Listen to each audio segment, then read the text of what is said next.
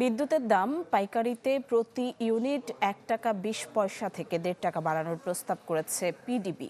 শতাংশের হিসেবে যা ১৭ থেকে ২১%। বিইআরসির গণশুনানিতে এই প্রস্তাব করা হয়েছে। সংস্থাটির চেয়ারম্যান জানিয়েছেন, ডলার আর জ্বালানির দাম বৃদ্ধিতে বিদ্যুৎ উৎপাদনের খরচ বেড়েছে। তবে এই দর বৃদ্ধির প্রস্তাবের তীব্র সমালোচনা করেছে নাগরিক সমাজ। ঢালাইয়ের সেরা প্রিমিয়ার সিমেন্ট তুলে ধরার জন্য আমি বাংলাদেশ বিদ্যুৎ উন্নয়ন বোর্ডের ২ দিনব্যাপী শুনানির প্রথম দিন পাইকারি পর্যায়ে বিদ্যুতের দাম বাড়ানোর প্রস্তাব তুলে ধরে বিদ্যুৎ উন্নয়ন বোর্ড পিডিবি।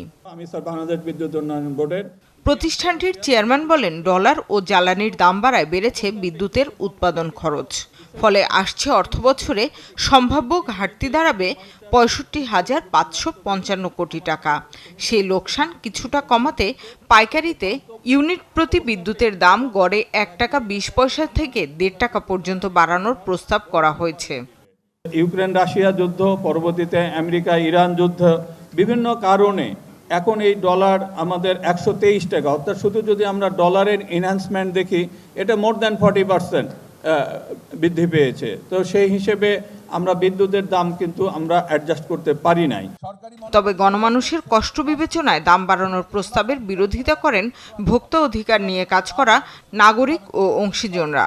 কেউ কেউ বিইআরসিকে গণবিরোধী আখ্যা দিয়ে সংস্থাটির আইন সংশোধনের দাবিও তুলেন। বিদ্যুতের দাম কমানোর একটা প্রস্তাব গেছিল, আইনে নাই, লাইসেন্সি ছাড়া কেউ মূল্য পরিবর্তনের প্রস্তাব দিতে পারবে না।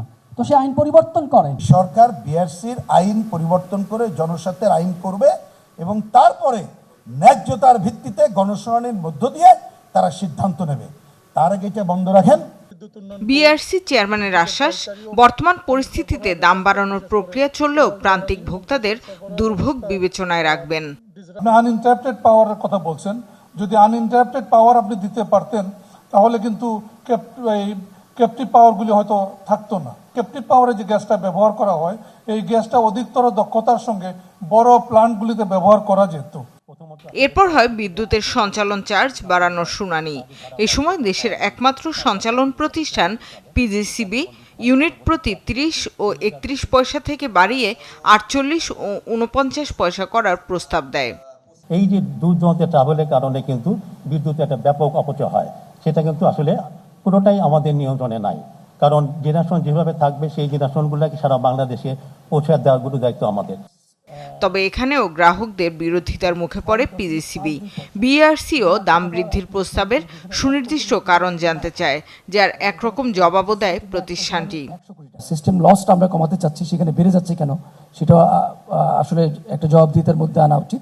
যে কোনো প্রজেক্ট নিলে বিআরসির আইনে আছে, সেই প্রজেক্টটা বিআরসিতে আসতে হবে স্কিম নিলে। কিন্তু আপনারা এই যে হাজার হাজার কোটি টাকার প্রজেক্ট নিচ্ছেন, কারণ এই প্রজেক্টের কস্টিং তো এসে ভোক্তার ঘাড়ে যাচ্ছে। সুতরাং এগুলো আপনারা নিয়েছেন কিনা, আপনারা সম্ভবত নেন নাই। চাইলেই যে আমরা করি তা কিন্তু না। আমরা একটা প্রজেক্ট প্ল্যানিং আগে করি, ওটা ফিজিবিলিটি করি, নিজের আগে স্টাডি করি, তারপরে ইন্টারন্যাশনাল কনসালটেন্ট নিয়ে করি, প্যারালালি আমরা ডোনারের কাছে যাই এবং ডোনারও কিন্তু এটাকে যাচাই বাছাই করে। 14টা প্রকল্পের যে ব্যয় যেটা আছে, এই ব্যয় পুরোটা হিসাবে নেওয়া হয়নি। এখানে যে অংশটুকু বাস্তবায়িত হয়েছে সেটুকুই মাত্র হিসাবে নেওয়া হয়েছে। তারপরে আমরা আবার এটা চেক করব। বৃহস্পতিবার হবে খুচরা পর্যায়ে বিদ্যুতের দাম বাড়ানোর আবেদনের উপর গণশুনানি। খুচরা মূল্যহার পরিবর্তনের প্রস্তাবের উপর শামিমা সুলতানা, চ্যানেল 24, ঢাকা। আমরা আশা করছি